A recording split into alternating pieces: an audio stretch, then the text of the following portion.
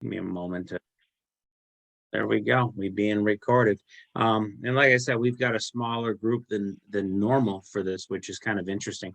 But the nice thing about the reason why I've been posting these on YouTube, I have failed a couple times. Actually, I think only once, but just because I forgot to record, so there's nothing to post if it's not recorded.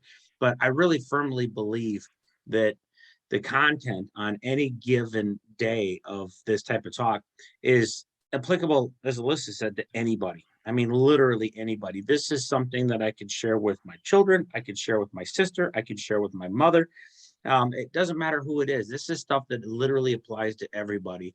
And I firmly believe with every fiber of my being that essentially the one statistic that is never going to change ever, which is just mind blowing to me, is that 5% of people will achieve more than the other 95%.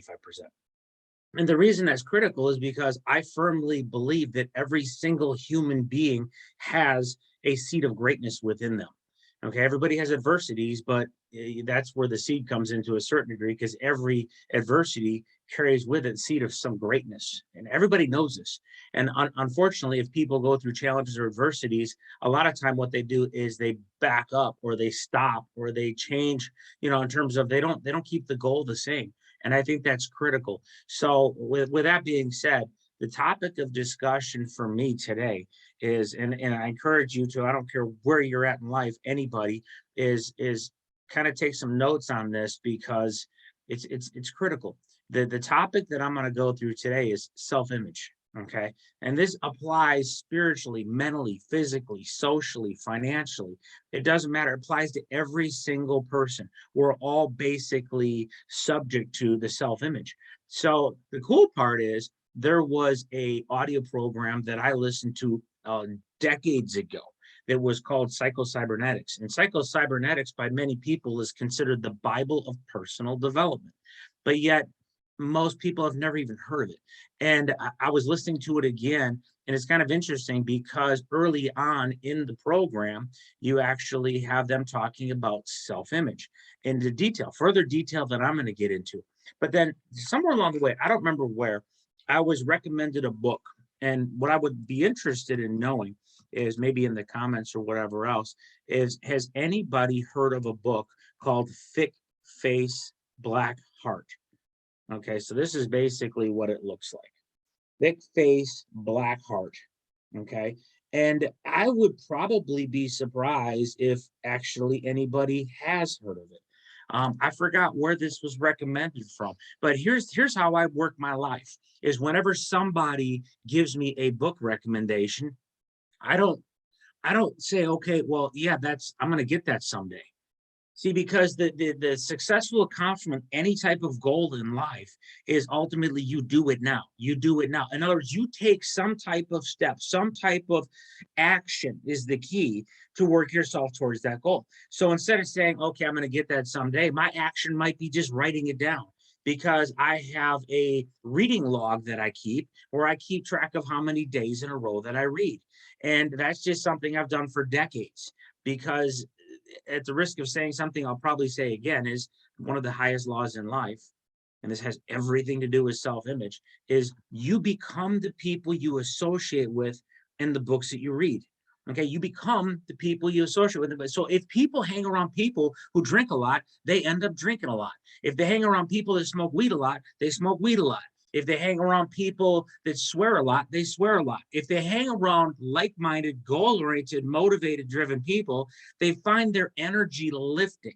Okay, well, but when it comes to higher laws, when it comes to learning, the Japanese had a word that has never been translated in English. It's Kaizen. And the closest translation in English would be Anthony Robbins had what he called CANI. Constant is an acronym, constant, never ending improvement.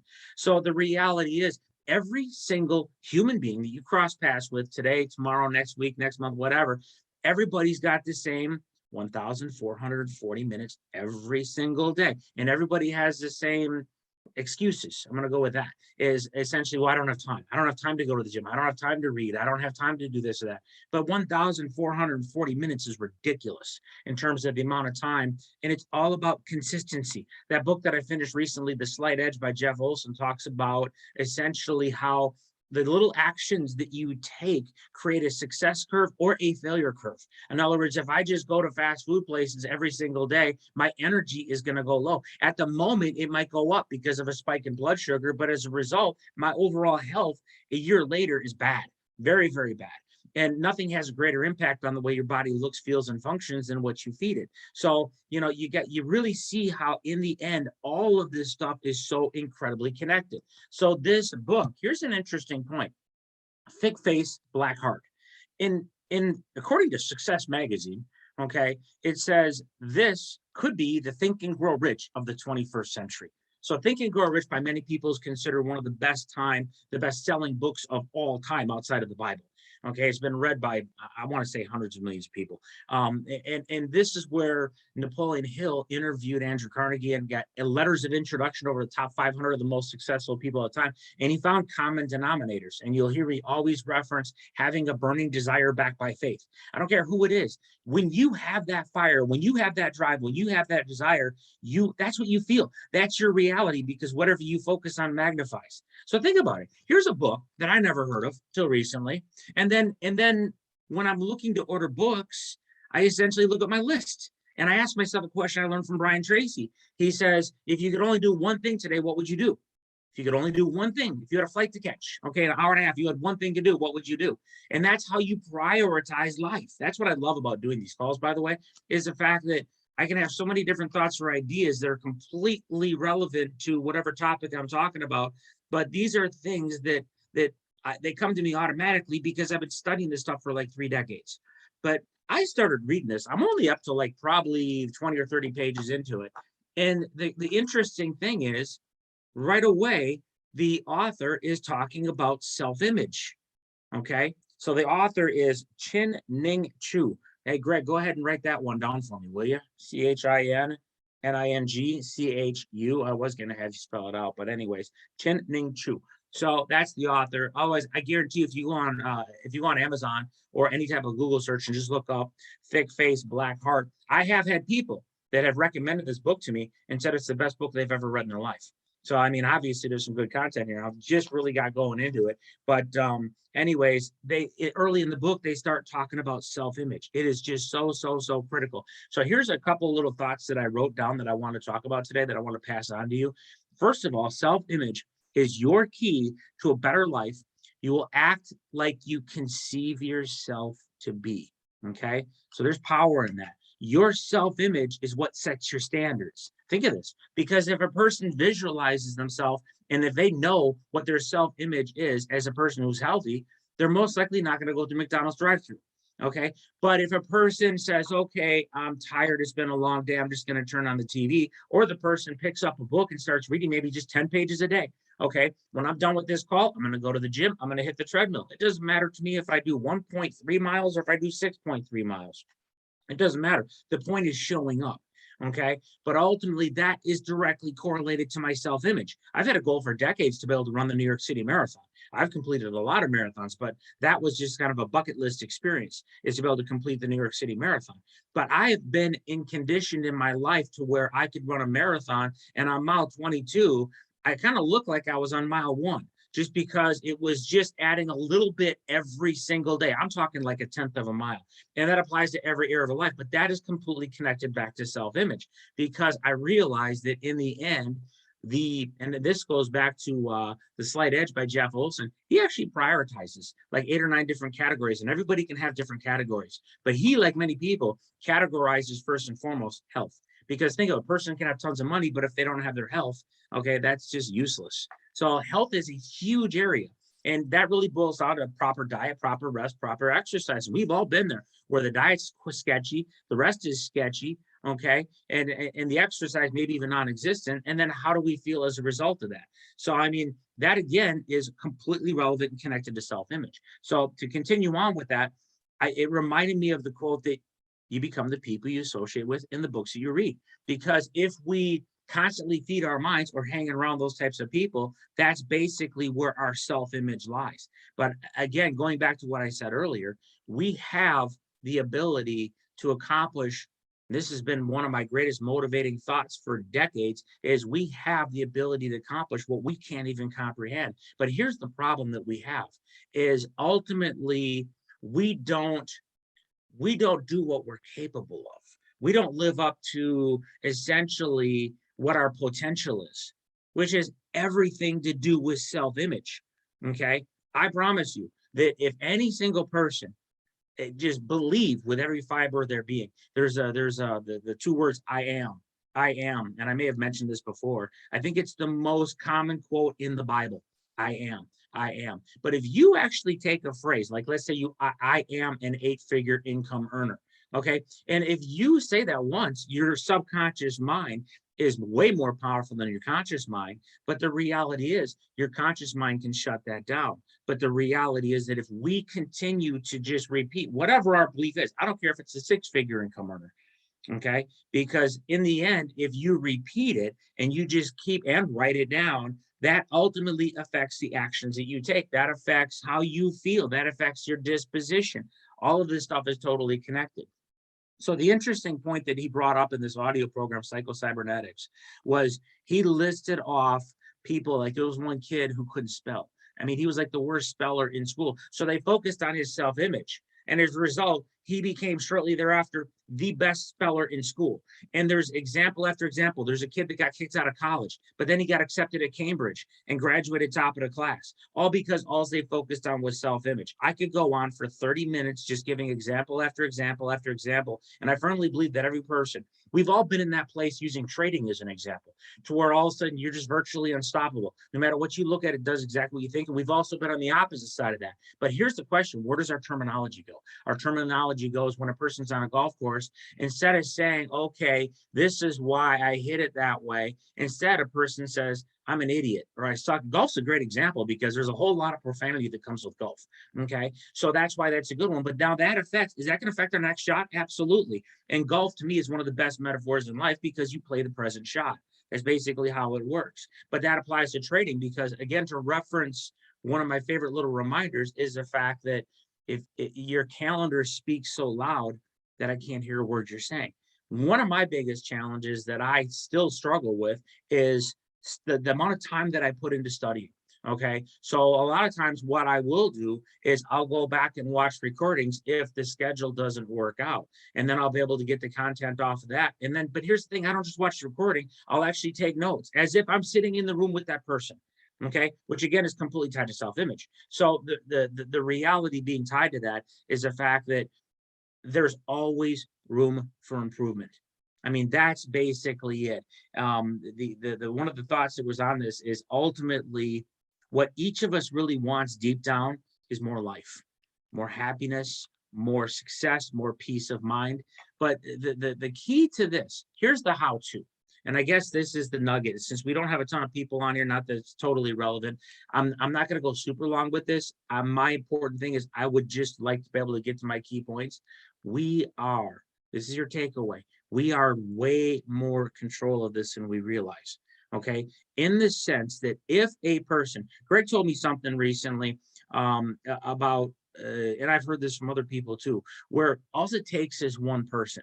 So, you know, you got the story of the starfish story. This guy's walking along the beach. He sees this kid throwing something in the ocean. He says, what are you doing? The kid's like, the tide's out. There's thousands of starfish on the beach. And if I don't throw them back in, they're going to die. And the guy's like, you cannot possibly make a difference. There's miles of beach. There's thousands of starfish. And while he's saying that, the kid picks one down, throws it out in the ocean and says, I just made a difference to that one. And that's the key. That is ultimately the key, is the fact that you're not going to change the world, but you can change the world for somebody. And that's that quote that I heard from Will Smith, where his mother told him, if you're not making a difference, why are you here? You know, and there's a lot of power in that. So here's my takeaway for today. Okay. And I promise you, everybody that I've ever met in my life fails at this. And there's absolutely no legitimate excuse. Okay. And whether it is a post-it note, if a person grabs a post-it note, something like, you know, one of these little things, or if a person actually keeps a journal, piece of paper, or if they put it in the phone, I don't care where it goes. Essentially, the reality is that you have to write down every day what you're grateful for. And you hear from source after source after some people suggest 3 different things every single day. For me, I don't think it matters. The point is, what matters is that you feel it.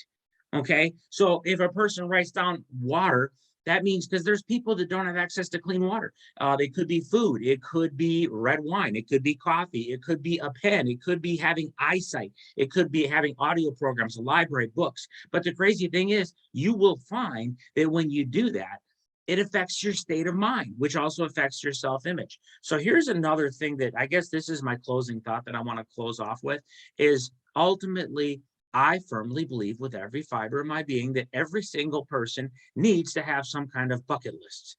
Okay, so like I've never been to Costa Rica. I have not been to Madrid. I've been to more places than most people that I know, but I have yet to go to Costa Rica or Madrid. But here's an interesting thing. I don't know where I learned this. It doesn't matter. It's irrelevant. I keep a bucket list that I call a reverse bucket list. Okay. So while I'm talking to you and explaining this, I have my 46-inch TV on the wall back there, and I see a picture of Greg and I snowboarding somewhere. I think it was Colorado. I know we snowboarded back here too. But anyways, the point is I have a reverse bucket list. And I challenge someone to do this and revisit it regularly. Okay. I put them alphabetical. That's what I do. So it could be a hot air balloon ride over the Serengeti. It could be parasailing Jamaica. It could be horseback riding on the beaches of Acapulco. It could be captaining a boat all the way down the Mississippi. It could be, earning over a certain level at a certain age, which age is kind of irrelevant. It could be traveling and visiting the canals of Venice. It doesn't matter. But the reality is, if you actually keep a bucket list and have a reverse bucket list, you would be shocked and floored at how quickly you can revisit that and just read right down that list. And every now and then you think of something, you add on. I mean, I had the opportunity of golfing Labor Day of 2002, Pebble Beach, and it was really cool because I golfed a lot back then. So I was able to actually hit a very good score on Pebble Beach. But that's something a lot of people never do in their life. How does that tie to my self-image? It's huge, because the reality is whatever we focus on magnifies. And the challenge is that you can't live in the past. You can't live too far in the future. You live fully in the now. And by the way, that's a goal that gets written down for me. It isn't just having a car or having a trip or having a house or having income levels, or even just really vague things like success and happiness, or maybe a certain weight that I want to be, or a certain body fat, or a certain waistline measurement. In the end, one of my biggest goals is to live fully in the now. Because if you think about this, nothing ever exists outside of the now, ever, ever. That's why still Eckhart Tolle, his Power of Now book is recommended #1 on my list of recommended reading on the back of the book that I wrote, is because the fact that everything is nailed right there. It really, really is. And life is 100%. Here's the cool part. Got a tattoo right here that says La vida es como tú la hagas. Life is what you make it. It is my core belief. It's my strongest belief. And that has everything to do with self-image, because of the fact that nothing has meaning except the meaning we give it. So we could have a bad experience or a great experience, but they're just labels we put on. That's all it is. But our self-image is critical. So I would challenge anybody who's on this call or whoever watches the recording to raise your self-image, to take it to a whole different level, to be able to really, really focus on that. But just use those 2 tools. The gratitude thing at the risk of being ridiculously repetitive, but also the reverse bucket list. I don't know many people I've actually never met somebody who told me that's what they do, but it's really empowering, because it's easy for people to have challenges or just stuff that goes on in life, and they forget about all that they've already accomplished, that they've already overcome, that they've already done. When in reality, I still believe with every fiber of my being that there's not a person who watches this who within 24 to 48 months could be financially free for the rest of their life. But they have to learn how to make their money work for them. You're not going to do that just by punching a clock. You can't work 24 hours a day. You have to make your money work for you. So whether it's through a passive income stream, through networking, or whether it's through trading, or it doesn't matter what it is, you have to have your money work for you. Obviously, trading is a powerful tool, because never in my lifetime have I witnessed people to get results in such a short time frame. So I know we got a small group on here, but with that being said, I'm going to do something that I've never done before, which I'm trying to get better at doing. Does anybody have any comments or questions? So, and if not, we'll close it off, but I'm going to hold off here for about a minute just to see if anybody has any questions, something that you want me to clarify, something that you want me to repeat. Not that I really need to, because it's recorded anyway. Any thoughts on any of this from anybody? You can do it through the chat, or just because it's a small group, if you just want to talk, you can do that too. This is where I go, Bueller. quote, by the way. Great movie. All right, cool.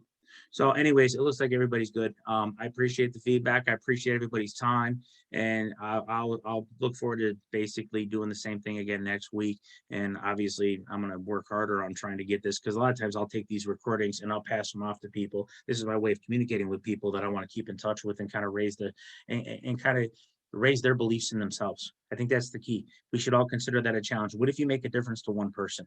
What if you can change their beliefs in themselves? On that note, again, thanks for all your time. Appreciate it. I'll talk to you guys next week.